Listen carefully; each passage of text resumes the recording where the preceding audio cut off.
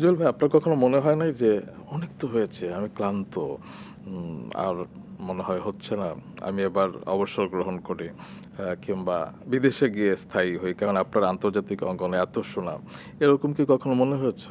না, বিদেশে গিয়ে স্থায়ী হওয়ার কথা ওঠেইনি। কারণ হচ্ছে কি, আমরা যে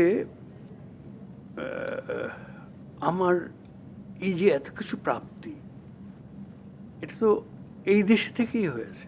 জি। এই দেশের জন্যই যুদ্ধ করেছিলাম, তাই না? জি।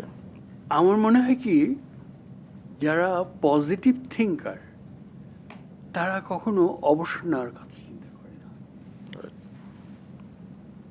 প্রত্যেকটা জীবনের প্রত্যেকটা সময়েরই একটা সৌন্দর্য আছে। জি। যে সন্তানটি এই মুহূর্তে জন্ম গ্রহণ করলো, সে একভাবে সুন্দর। সে আস্তে আস্তে বড় হচ্ছে। জি। সে যখন টিনেজ পার করছে, এক এক এক সৌন্দর্য।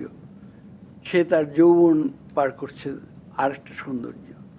তারপরে আরও এমনি করে যখন আরও বয়স হয়ে গেল, তখনকার সৌন্দর্য অন্যরকম।